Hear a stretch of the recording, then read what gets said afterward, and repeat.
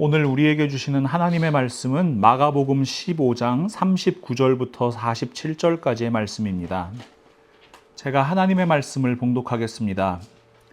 예수를 향하여 섰던 백부장이 그렇게 숨지심을 보고 이르되 이 사람은 진실로 하나님의 아들이었도다 하더라. 멀리서 바라보는 여자들도 있었는데 그 중에 막달라 마리아와 또 작은 야고보와 요새의 어머니 마리아와 또 살로메가 있었으니 이들은 예수께서 갈릴리에 계실 때에 따르며 섬기던 자들이요 또 이외에 예수와 함께 예루살렘에 올라온 여자들도 많이 있었더라. 이날은 준비일 곧 안식일 전날이므로 저물었을 때에 아리마대 사람 요셉이 와서 당돌이 빌라도에게 들어가 예수의 시체를 달라 하니 이 사람은 존경받는 공회원이요 하나님의 나라를 기다리는 자라. 빌라도는 예수께서 벌써 죽었을까 하고 이상히 여겨 백부장을 불러 죽은 지가 오래냐 묻고 백부장에게 알아본 후에 요셉에게 시체를 내주는지라. 요셉이 세마포를 사서 예수를 내려다가 그것으로 싸서 바위 속에 판 무덤에 넣어두고 돌을 굴려 무덤 문에 놓음에 막달라 마리아와 요새의 어머니 마리아가 예수 둔 곳을 보더라. 아멘.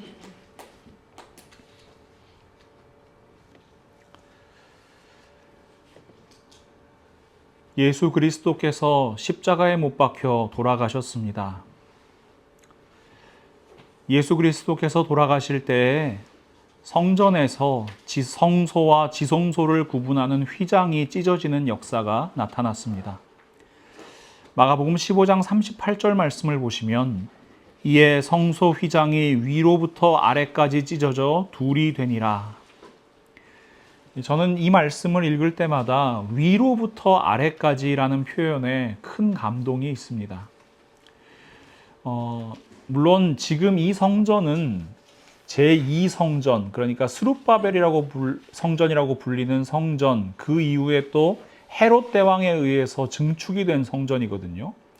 그런데 솔로몬이 지은 성전을 기준으로 한다면 성전의 높이는 30규빗이래요. 요즘 도량형으로 보면 1규빗이 대략 45.6cm 정도 됩니다. 그러니까 성전의 높이가 최소한 13m가 넘는 거예요. 그러니까 이렇게 높이 달려있는 휘장을 사람이 찢었다면 어떻게 되겠어요? 아래에서 붙들고 위로 찢어지겠지요. 그런데 성소의 휘장은 위에서 아래로 찢어졌습니다. 하늘에 계신 아버지 하나님께서 친히 성소의 휘장을 찢으신 것입니다. 히브리서의 기자는 이 역사에 대해서 이렇게 기록합니다. 히브리서 10장 19절과 20절 그리고 4장 16절 말씀입니다. 그러므로 형제들아 우리가 예수의 피를 힘입어 성소에 들어갈 담력을 얻었나니 그 길은 우리를 위하여 휘장 가운데로 열어놓으신 새로운 살 길이요 휘장은 곧 그의 육체니라. 그러므로 우리는 긍휼하심을 받고 때를 따라 돕는 은혜를 얻기 위하여 은혜의 보좌 앞에 담대히 나아갈 것이니라. 지성소에는요 언약궤 혹은 법궤라고 불리는 이 성물이 보관되어 있었어요.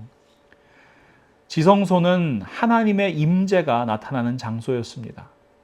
그래서 그곳에는 아무나 또 아무 때나 들어갈 수가 없었어요. 레위기 16장 2절 말씀에는 여호와께서 모세에게 이르시되 내 형 아론에게 이르라 성소에 휘장한 법궤 위 속죄소 앞에 아무 때나 들어오지 말라 그리하여 죽지 않도록 하라 이는 내가 구름 가운데에서 속죄소 위에 나타남이니라.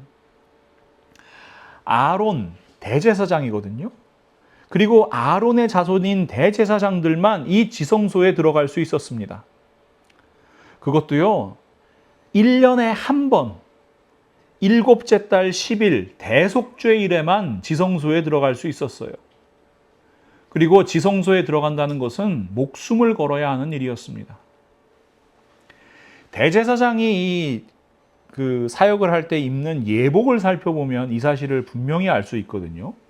출애굽기 28장 33절부터 35절 말씀을 함께 보시면 그 옷 가장자리로 돌아가며 청색, 자색, 홍색 실로 성류를 수놓고 금방울을 간격을 두어 달되 그곳 가장자리로 돌아가며 한 금방울 한 성류, 한 금방울 한 성류가 있게 하라. 아론이 입고 여호와를 섬기러 성소에 들어갈 때와 성소에서 나올 때에 그 소리가 들릴 것이라. 그리하면 그가 죽지 아니하리라. 대제사장의 의복에는요, 이 가장자리에 방울이 많이 달려 있었습니다. 성소에 드나들 때 방울 소리가 나야지 죽지 않을 거라고 말씀하시잖아요. 근데 사실 이 방울 소리를 가지고 이 대제사장이 죽었는지 살았는지를 분간했다 그래요. 일반 사람들은 지성소에 못 들어가잖아요. 그러니까 지성소 안에 들어가서 대제사장이 돌아다닐 때 딸랑딸랑딸랑 소리가 나면 이 사람이 죽지 않은 거고요. 방울 소리가 멈춰요. 오랫동안 가만히 있어요. 그러면 어떻게 돼요? 죽은 걸 수도 있잖아요. 그래서 전승에 의하면요, 대제사장은 이 지성소에 들어갈 때 발목이나 허리에 밧줄을 묶고 들어갔다 그래요. 만약에 대제사장이 지성소에서 죽으면 어떻게 돼요? 보통 사람은 못 들어가니까 그 밧줄로 이 사람을, 이 시신을 끌어내야 되거든요. 이처럼 지성소에 들어간다는 것은 정말 살떨리는 일이었습니다. 그러나 여러분, 이제 모든 것이 변화되었습니다. 예수 그리스도의 십자가, 그 보혈의 능력으로 인해 우리는 은혜의 보좌 앞으로 담대히 나아갈 수 있는 사람들이 되었습니다. 지성소에서만 하나님의 임재를 경험하는 것이 아니고요, 우리 안에, 우리 한 사람 한 사람 안에 하나님께서 거하십니다. 고린도전서 3장 16절과 17절에 사도 바울은 이렇게 선포합니다. 너희는 너희가 하나님의 성전인 것과 하나님의 성령이 너희 안에 계시는 것을 알지 못하느냐? 누구든지 하나님의 성전을 더럽히면 하나님이 그 사람을 멸하시리라. 하나님의 성전은 거룩하니 너희도 그러하니라. 성령 하나님께서 거하시는 우리 한 사람 한 사람이 성전되는 역사가 일어났습니다.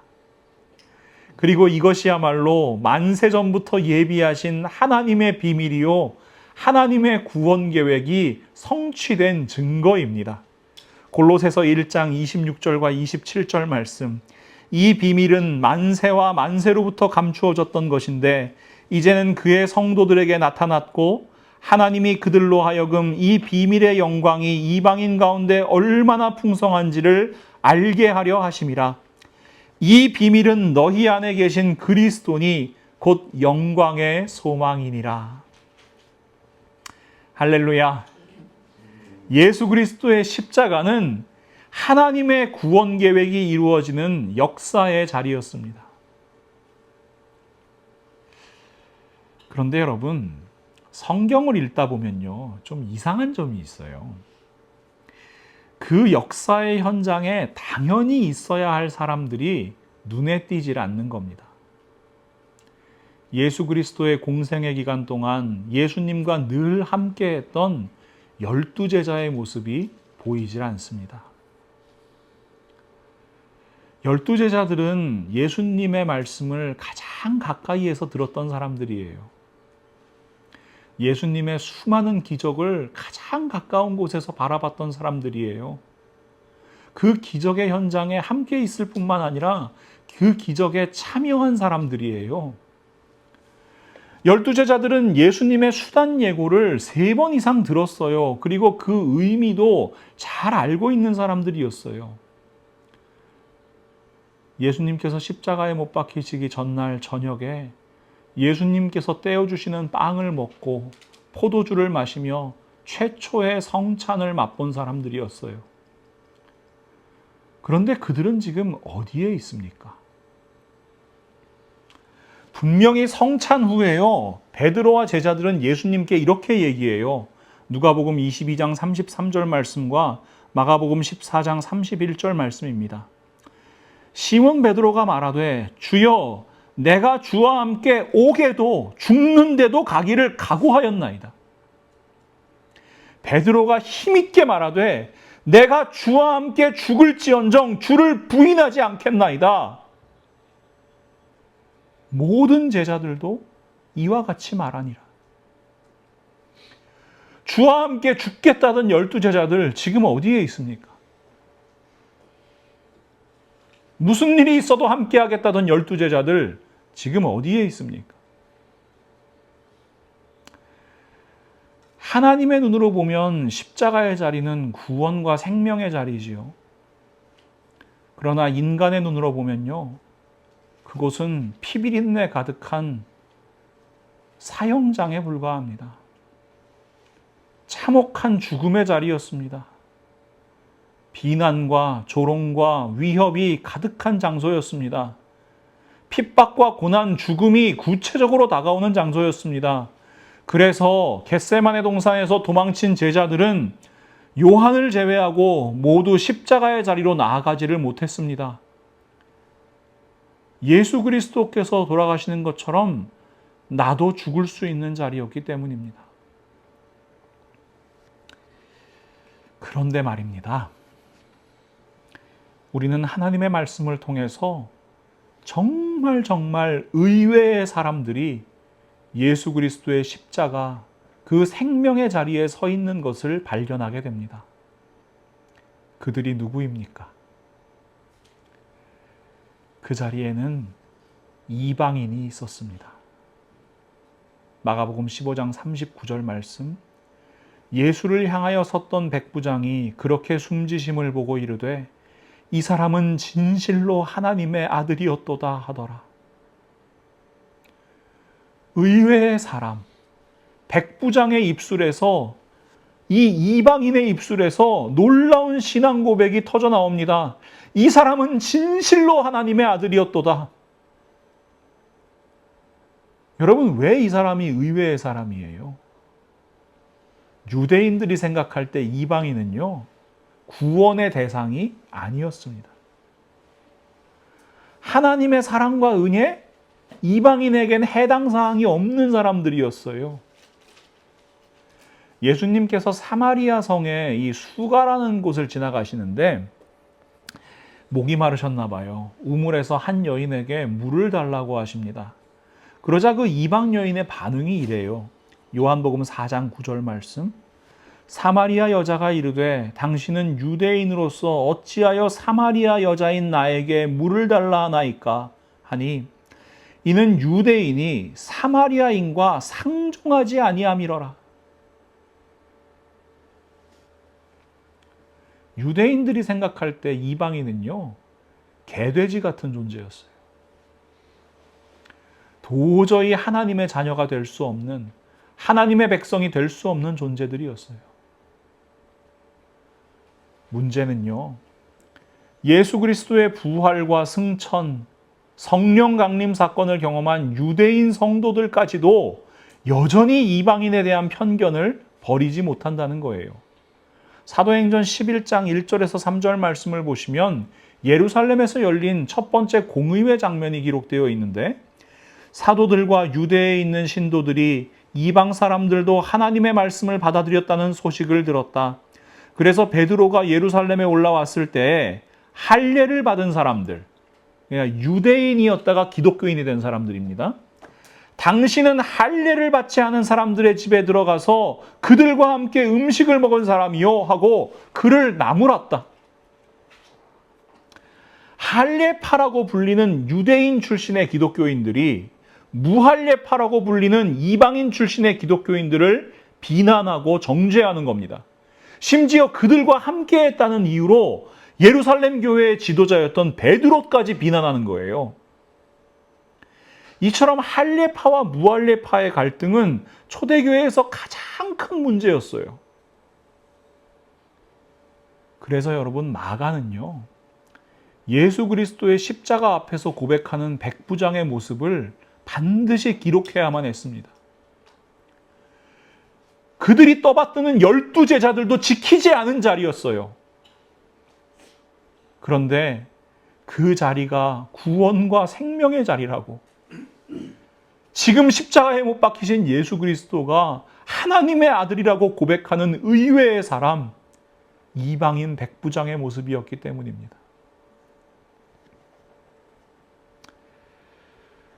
또 그 십자가의 자리에는 여인들이 있었습니다. 오늘 본문 40절과 41절 말씀입니다.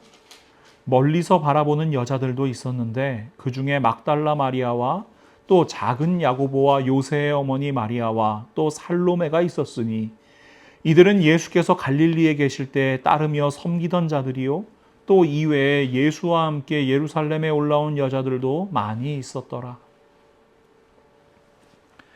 여러분, 이 당시 여인들의 사회적 위상에 대해서 잘 알고 계실 거예요. 우리 일반적으로 오병이어의 기적에 대해서 이렇게 얘기하죠. 보리떡 5개랑 물고기 2마리 가지고 5,000명을 먹이신 사건이라고요. 근데 여러분, 정말 5,000명이에요? 마태복음 14장 20절과 21절 말씀입니다. 다 배불리 먹고 남은 조각을 12바구니에 차게 거두었으며 먹은 사람은 여자와 어린이 외에 5,000명이나 되었더라. 5,000명은요, 성인 남성의 숫자예요. 여자와 어린이는 사람 수에도 들어가지 못했던 시대였습니다. 좀 안타까운 얘기인데요. 10계명을 살펴봐도 마찬가지예요. 10계명의 10번째 계명 기억하십니까? 출애굽기 20장 17절 말씀. 내 이웃의 집을 탐내지 말라. 내 이웃의 아내나 그의 남종이나 그의 여종이나 그의 소나 그의 나귀나 물은 내 이웃의 소유를 탐내지 말라. 여기서 이 아내는요, 인격체가 아니라 소유물이었습니다. 재산이었어요. 잠언 31장 10절부터 31절에는 현숙한 아내에 대한 말씀이 기록되어 있는데요. 잠언 31장 10절 말씀입니다. 누가 현숙한 여인을 찾아 얻겠느냐? 그의 값은 진주보다 더하니라. 여러분, 나중에 이 잠언 31장 한번 찾아서 읽어보세요. 이 말씀을 읽어보시면요, 이 현숙한 여인이라는 건요, 그냥 일 잘하는 종 같은 느낌이에요.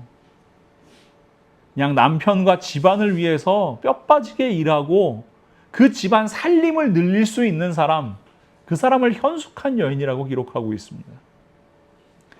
그래서 새번역 성경을 보시면 그 단락의 제목을 현숙한 아내가 아니라 유능한 아내라고 붙여두었습니다. 이처럼 예수님 시대 당시 여성들은 남성에게 종속된 존재였고 사회적으로 매우 홀대받는 연약한 사람들이었습니다. 그러나 예수 그리스도를 따르던 여인들은 의외의 사람들이었습니다. 누가복음 8장 1절에서 3절 말씀. 그 후에 예수께서 각 성과 마을에 두루 다니시며 하나님의 나라를 선포하시며 그 복음을 전하실새 12 제자가 함께하였고 또한 악귀를 쫓아내심과 병고침을 받은 어떤 여자들 곧 7 귀신이 나간 자 막달라인이라 하는 마리아와 헤롯의 청지기 구사의 아내 요한나와 수산나와 다른 여러 여자가 함께하여 자기들의 소유로 그들을 섬기더라. 예수님 앞에서는요, 12 제자와 여인들의 사역이 병행으로 적혀 있어요. 12 제자가 예수님의 공생의 기간과 함께한 것처럼 여인들도 예수님의 공생의 기간 동안 예수님과 함께 하였습니다. 그뿐 아니라 12 제자들 모두 도망쳐 버린 자리, 그 십자가의 자리까지 이 여인들은 끝까지 함께하는 겁니다. 마지막으로 그 십자가의 자리에는 공회원이 있었습니다. 의외의 사람, 아리마대 사람 요셉입니다. 오늘 본문 43절 말씀을 보시면요, 아리마대 사람 요셉이 와서 당돌이 빌라도에게 들어가 예수의 시체를 달라 하니 이 사람은 존경받는 공회원이요 하나님의 나라를 기다리는 자라. 공회원. 이 공회원은요, 사내들인 공회의 회원을 의미합니다. 사내들인, 여러분 한번 들어보셨을 거예요. 고대 유대 사회의 최고 의결기관이자 재판을 담당하는 이 법원의 역할도 하는 곳이었어요. 대제사장이 의장이 돼요. 그리고 제사장과 장로들과 서기관들 70명이 그 회원이 됩니다. 이 공회에서 뭘 하냐면요, 율법을 해석하고 적용하는 것을 결정하는 최종 권한을 가졌고요. 율법을 기준으로 종교재판, 민사재판, 형사재판 이런 것들을 감당했습니다. 유대인들의 내정을 관할하는 행정자치기관의 역할도 했고요. 성전 운영을 감독하는 역할도 했어요. 여러분, 마가복음 14장 53절부터 65절을 보시면 예수 그리스도께서 대제사장의 집 뜰에서 신문을 받으시는 모습이 기록되어 있는데요. 바로 이 장면이 산헤드린 공회의 장면입니다. 마가복음 14장 55절과 63절과 64절 말씀입니다. 대제사장들과 온 공회, 시네드리온입니다. 시네드리온이 예수를 죽이려고 그를 칠 증거를 찾되 얻지 못하니 대제사장이 자기 옷을 찢으며 이르되 우리가 어찌 더 증인을 요구하리요? 그 신성모독하는 말을 너희가 들었도다. 너희는 어떻게 생각하느냐 하니 그들이 공의회원들이에요. 다 예수를 사형에 해당한 자로 정죄하고. 그러니 여러분, 유대인 중에 70명만 뽑히는 거잖아요. 그것도 대제사장, 장로들, 서기관들, 유대 종교 지도자들 가운데에서도 70명이에요. 그러니 공회원은 유대인 중에 유대인인 겁니다. 그래서 이 아리마대 사람 요셉의 모습이 더욱더 의외로 느껴지는 거예요. 누가복음 23장 50절과 51절 말씀을 보시면 공회의원으로 선하고 의로운 요셉이라는 사람이 있으니 그들의 결의와 행사에 찬성하지 아니한 자라. 그는 유대인의 동네 아리마대 사람이요 하나님의 나라를 기다리는 자라. 이 요셉은요, 다른 69명이 다 찬성할 때 예수 그리스도를 죽이는 것을 반대했던 사람입니다. 다 이해하는데 아니요 하는 거, 이거 쉽지 않잖아요. 왜 반대합니까? 마태복음 27장 57절 말씀입니다. 저물었을 때 아리마대의 부자 요셉이라 하는 사람이 왔으니 그도 예수의 제자라. 요셉이 예수님의 제자였기 때문입니다. 요한복음에서는 그의 심정을 이렇게 묘사해요. 요한복음 19장 38절 말씀입니다. 아리마대 사람 요셉은 예수의 제자이나 유대인이 두려워 그것을 숨겼더니. 아리마대 사람 요셉은 예수의 제자였어요. 그런데 유대인이 두려워서 그것을 숨겨왔어요. 뭐가 그를 두렵게 만들었을까요? 요한복음 9장 22절 말씀을 통해 우리는 그 이유를 추정해 볼 수 있습니다. 그 부모가 이렇게 말한 것은 이미 유대인들이 누구든지 예수를 그리스도로 시인하는 자는 출교하기로 결의하였으므로 그들을 무서워함이러라. 출교, 유대교에서 내쫓는 거잖아요. 요즘식으로 말하면 교회에서 내쫓는 거잖아요. 여러분, 이게 왜 이렇게 두려울까요? 유대인에게 있어서 출교라는 건요, 사회적 죽음을 의미하는 것이기 때문입니다.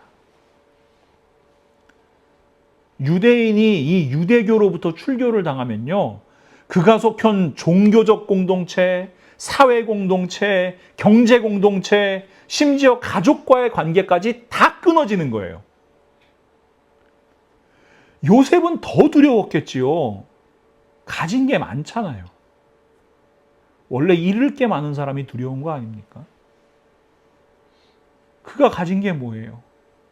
산헤드린 공회원이라는 높은 지위, 그에 따른 권력, 그가 가진 많은 재물, 유대인들로부터 받는 존경. 여러분, 출교라는 건요, 이 모든 걸 한 번에 다 잃어버리게 만드는 거예요. 그런 아리마대 사람 요셉이 가장 숨겨야 하는 순간, 가장 두려워해야 되는 순간에 자기가 누구인지 드러내는 겁니다. 여러분, 이게 상식적으로 납득이 안 되잖아요. 자, 예수님이 살아 계세요. 많은 사람이 예수님을 왕으로 만들었어요. 권력이 막 넘쳐나요. 나도 한 자리 할 수 있을 것 같아요. 그러면 어때요? 아, 나 예수님의 제자입니다. 나 그리스도인입니다. 밝혀야지요. 그런데 여러분, 지금 예수님은 어때요? 십자가에 못 박혀 돌아가셨잖아요. 세상적인 눈으로 보면 실패한 혁명가잖아요. 십자가형을 당한 자들은 대부분 매장되지 못했습니다. 그들의 시신은요, 십자가에 매달린 채로 까마귀나 독수리에 의해서 파먹혀졌어요. 십자가형이라는 게 대부분 반란을 일으킨 이 반란군들, 아니면 이 도망쳤다 잡힌 노예들, 이런 사람을 대상으로 이루어졌기 때문에 여러분, 이렇게 비참한 모습을 보여줘서 사람들에게 두려움을 주는 거죠. 본보기를 보여주는 거죠. 로마 제국에 반항하면 이렇게 된다. 지금 예수님은 너무너무 비참한 모습이잖아요. 그런데 아리마대 사람 요셉은요, 그럼에도 불구하고 자신의 정체성을 드러내는 겁니다. 당돌하게 빌라도에게 가서 예수의 시체를 내어달라고 요구하는 겁니다. 내가 예수의 제자라는 거 이제 다 드러내 보이는 겁니다. 얻을 수 있는 것은 아무것도 없어요. 잃을 것만 가득한 상황에서 자신이 예수의 제자라는 사실을 밝히고 있는 거예요.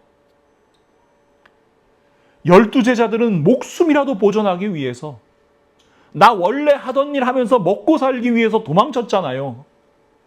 그런데 아리마대 사람 요셉은요, 모든 것을 다 버릴 각오를 하고 예수의 시체를 요구하고 그 시체를 세마포에 싸서 무덤에 정중히 모시는 겁니다. 정말 의외의 모습이죠. 사랑하는 성도 여러분, 하나님께서는 의외의 사람들을 통해 하나님의 역사를 보여주십니다. 하나님의 구원 역사에 있어서 세상의 기준, 인간의 관점, 아무것도 아니라는 사실을 보여주시는 겁니다. 세상의 기준을 따른다면요, 예수 그리스도의 십자가 그 자리에는 12 제자들이 있어야 맞아요. 12 제자는 유대인이잖아요. 남자들이잖아요. 예수 그리스도의 선택을 받은 사람들이잖아요. 그러니까 그 12 제자들이 그 자리가 어떤 자리인지 인증하는 역할을 하는 것이 맞는 거죠. 그러나 12 제자라는 타이틀은, 이런 세상의 기준은 아무것도 아니었어요. 여러분, 교회도 마찬가지입니다. 목사, 장로, 권사, 여러분, 이런 직분요, 아무것도 아닙니다.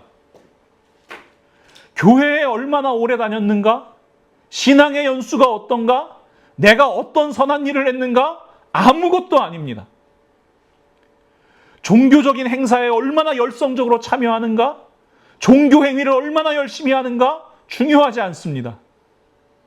예수님께서 말씀하시잖아요. 마태복음 7장 21절 말씀입니다.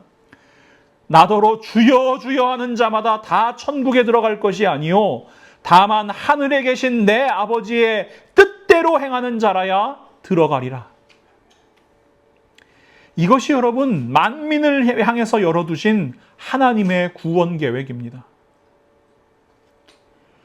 이사야 56장 1절에서 8절 말씀, 제가 전에 그런 얘기 드렸죠. 만민이 기도하는 집 전화번호가 몇 번이라고요? 4567. 네. 이사야 56장 7절. 그 말씀이 포함되어 있는 이 이사야서 말씀은요, 정말 의외의 사람들을 향해서 열어두신 하나님의 구원 계획을 선포합니다. 여호와께서 이와 같이 말씀하시기를 너희는 정의를 지키며 의를 행하라. 이는 나의 구원이 가까이 왔고 나의 공의가 나타날 것임이라 하셨도다. 안식일을 지켜 더럽히지 아니하며 그의 손을 금하여 모든 악을 행하지 아니하여야 하나니 이와 같이 하는 사람, 이와 같이 굳게 잡는 사람은 복이 있느니라. 여호와께 연합한 이방인, 의외의 사람이죠. 이 사람은 말하기를 여호와께서 나를 그의 백성 중에서 반드시 갈라내시리라 하지 말며 고자 장애인입니다. 의외의 사람입니다. 말하기를 나는 마른 나무라 하지 말라.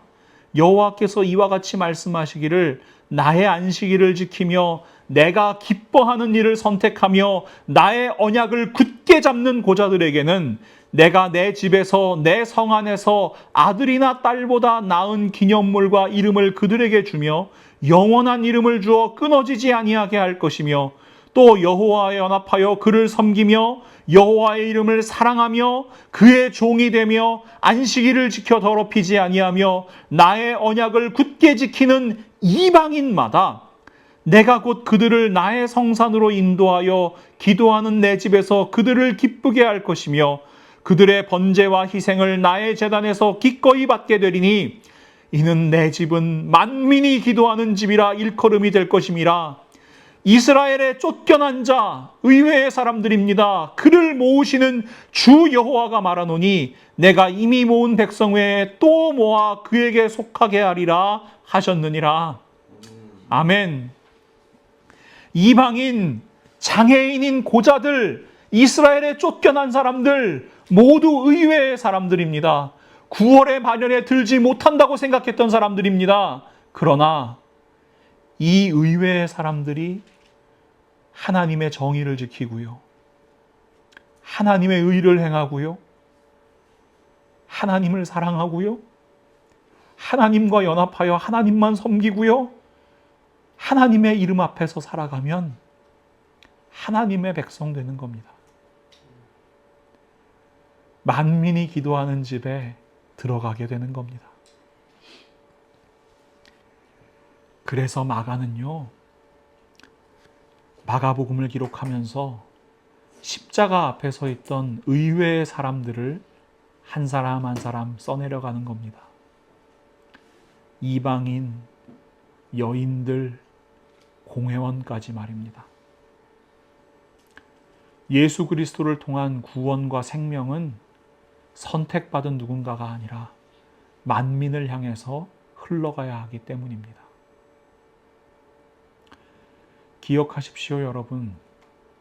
그리스도인들은요, 의외의 사람들이어야 합니다. 사회적인 지위, 세상의 권력, 재산, 이런 건요, 그리스도인의 기준이 아닙니다. 그리스도인은 어떤 사람입니까? 예수 그리스도를 믿는 사람. 예수 그리스도의 말씀대로 행하는 사람. 그리고 예수 그리스도의 사랑으로 사랑하는 사람들입니다. 요한복음 13장 34절과 35절 말씀. 새 계명을 너희에게 주노니 서로 사랑하라. 내가 너희를 사랑한 것 같이 너희도 서로 사랑하라. 너희가 서로 사랑하면 이로써 모든 사람이 너희가 내 제자인 줄 알리라. 세상의 기준은 어때요? 더 가지려고 혈안이 되어 있지요. 하나라도 더 움켜쥐려고 아귀다툼들을 하지요. 그러나 그리스도인은 예수 그리스도께서 자기의 목숨을 버려 생명을 살리신 것처럼 서로 사랑하는 삶을 살아가야 합니다. 서로 섬겨야 하고요, 서로 종노릇해야 합니다. 그렇게 그리스도인의 말씀을, 하나님의 뜻을 이루어가는 사람들이 바로 그리스도인이고, 그런 사람들이 모인 곳이 바로 교회입니다. 오늘 우리는 하나님의 말씀을 통해 예수 그리스도의 십자가 앞에 섰습니다. 자격이 있어서 선 거 아니에요. 착한 착한 일 많이 해서 선 것도 아니에요. 교회에서 직분을 가지고 있어서 선 것도 아니에요. 우리 주 예수 그리스도의 은혜와 하나님 아버지의 무한하신 사랑과 성령 하나님의 교통 역사하심으로 말미암아 우리는 그 십자가 앞에 설 수 있습니다. 그러니 여러분, 그리스도인으로 삽시다. 이 땅에서 의외의 사람들로 삽시다. 이방인 백부장과 예수를 섬기던 여인들, 그리고 용기를 낸 공회원 요셉을 십자가의 증인으로 삼으신 하나님께서 우리 한 사람 한 사람, 우리 라이프 교회를 십자가의 증인으로 사용하실 것을 믿습니다. 그렇게 하나님의 뜻을 이 땅에 이루어가는 우리 모두가 될 수 있기를 우리 주 예수 그리스도의 이름으로 간절히 축원합니다. 사랑과 은혜가 충만하신 우리 하나님 참 감사합니다. 오늘도 하나님의 말씀으로 저희에게 말씀하여 주심을 진심으로 감사합니다. 저희들 성령 하나님의 역사를 통하여 하나님의 말씀을 통해 예수 그리스도의 십자가 앞에 서는 은혜를 허락하심을 진심으로 감사합니다. 저희들 자격이 있어서 능력이 있어서 선 것 아님을 고백합니다.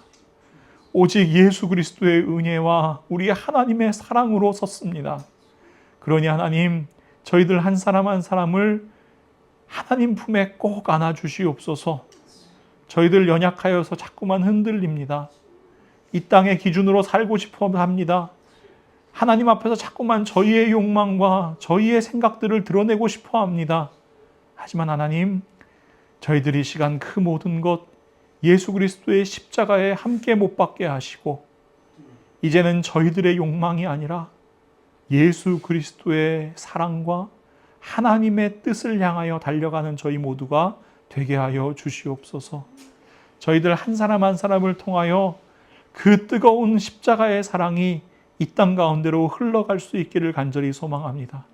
저희들은 능력 없으나 하나님께서 저희를 사용하셔서 이 땅 가운데 그 사랑과 은혜와 생명과 복음의 기쁜 소식을 흘려보내는 하나님의 통로로 사용하여 주시옵소서. 저희들 하나님의 손에 붙들림 바 되어야 하나님의 도구됨을 믿사오니 하나님 저희들 꼭 붙드시고 하나님 나라 이루시는 데에 사용하여 주시옵소서. 저희 한 사람 한 사람을, 저희 라이프 교회를 그렇게 사용하실 하나님의 역사를 기대하며 예수 그리스도의 이름으로 간절히 기도하옵나이다. 아멘.